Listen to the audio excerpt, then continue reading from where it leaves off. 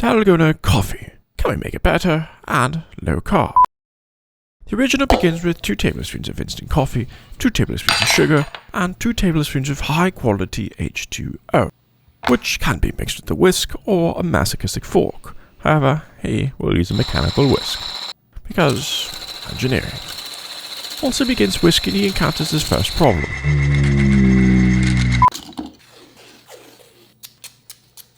So, he tapes on the container and continues whisking.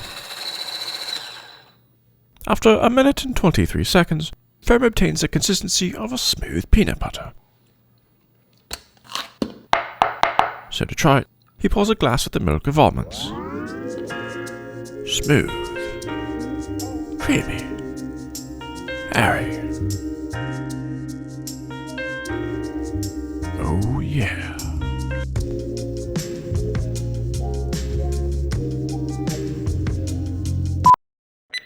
It's time to try it. The foam itself is bitter, but the drink is pretty good. However, can we make it low carb? First, he must clean, because ants.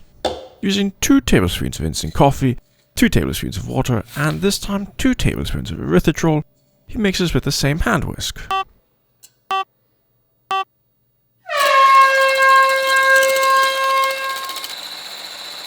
After the color seems appropriate, he gives it a quick test.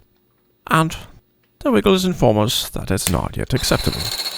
He continues whisking, and after 1 minute 43 seconds, the mixture is grainy and not sweet. The undissolved granules can actually be seen. This occurs due to the 50% dissolution rate of erythritol in water. Persistent to prove the universe wrong, he attempts to use hot water to remove the concentration of the solution. After stirring for many minutes, his hypothesis is proved incorrect. So he disposes of it, and to further test another hypothesis, he is going to make confectioner's sugar. Using the Mad Max cup with the Mad Max cap, he takes it to the pulverizer. The fine powder can sometimes smoke, and where there's smoke, there's sometimes fire. He adds the hot water, swirls it around, and then adds the 2 tablespoons of instant coffee, and returns to whisking.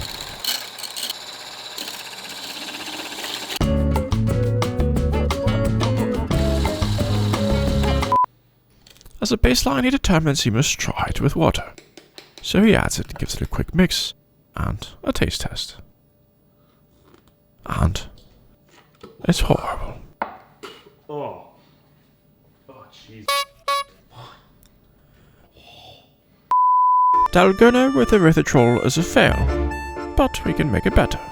After stabilization of the cup, he adds 2 tablespoons of demerara sugar, 2 tablespoons of instant coffee, and he pulls out his moka pot. Why do you ask?